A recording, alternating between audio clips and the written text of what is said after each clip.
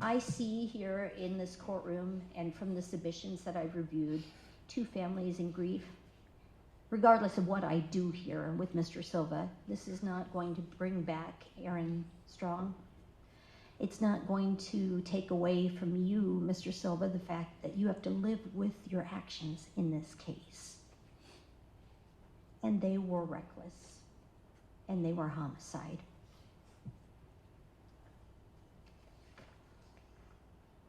The decision that I have to make in this case is not an easy one, but it also bears in mind the great impact that this particular case has had on the community as a whole. And I have to send a message of deterrence to people that reckless driving, drunken driving, homicides will not be tolerated by our court system. There are new laws in place recently that were enacted considering reckless driving.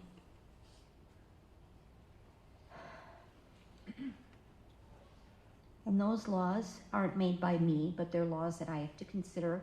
And what I have to look at here in this court today is what is the penalty that I need to give to Mr. Silva in order to recognize the worth of the life of Aaron Strong, to punish you, Mr. Silva, and you will come out of prison. That is a guarantee. You are a very young man at age 23. But in order to deter you from further acts of criminality, in order to send a message to the community that this behavior is not acceptable and that it impacts all of us here in the Milwaukee community, in our state, and in our court community as well, the sentence of the court is going to be as follows. As to count 1, homicide by intoxicated use of a motor vehicle with a prohibited alcohol concentration, the sentence of the court will be 18 years. The initial term of confinement in this case will be 12 years, followed up by 6 years on extended supervision.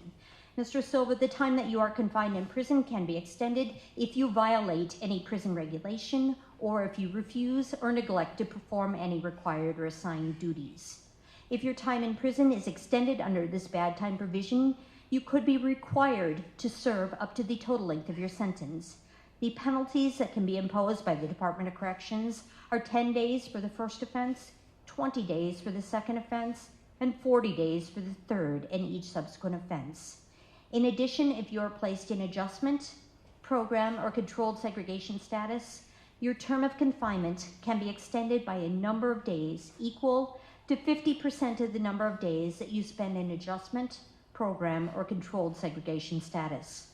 Finally, if while you are in prison, you file a lawsuit, which the court finds to be filed for a malicious purpose or solely to harass the party against whom it is filed, or if you testify falsely or otherwise knowingly offer false evidence or provide false information to the court in that lawsuit, the court can order that your term of confinement be extended up to the total length of your sentence. While you are on extended supervision, you will be subject to certain conditions that I will tell you about in a moment. If you violate any of these terms or conditions, you may be returned to prison to serve not more than the time remaining on your sentence. The time remaining on your sentence is the total length of your sentence, less any time served in custody. You are not eligible for the Challenge Incarceration Program boot camp, and you are not eligible for the Substance Abuse Program. Sir, you will receive a copy of this written explanation of the determinate sentence form so you know exactly what the sentence is in this case.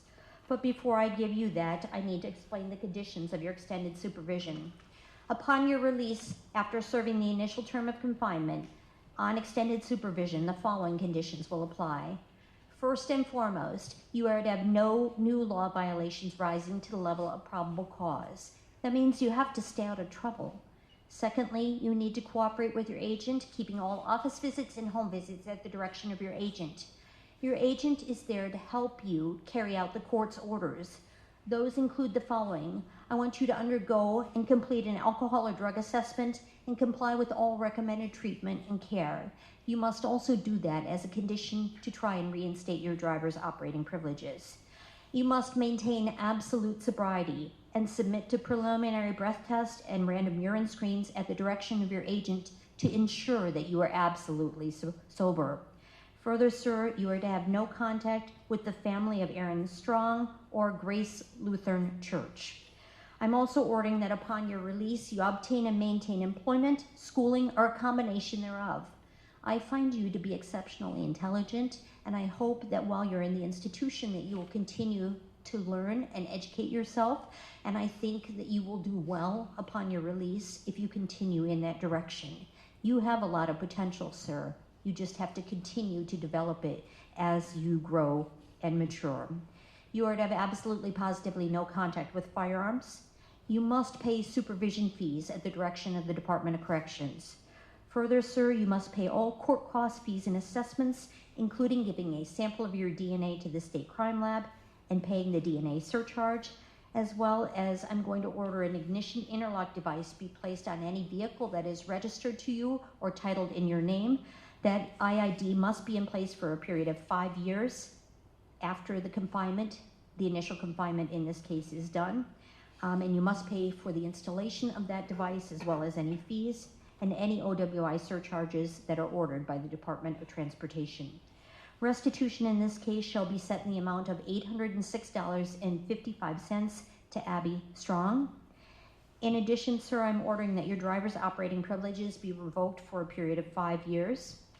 And I'm ordering, sir, because of the impact of this particular case on the greater community, and I'm talking about the Grace Lutheran community, the city of Milwaukee, the courthouse community, the people that you have impacted in your life, I'm ordering that you serve community service as well.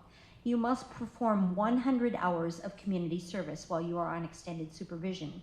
I don't think that's going to be a problem for you, but I want you to know that you, Mr. Silva, are valued, and I think that by giving back to other people, you will understand that what you give to others is appreciated, and I think that you will be glad for what you've done. I think it will be cathartic for you. Finally, you may not drive any vehicle unless you have a valid operator's license and proof of insurance.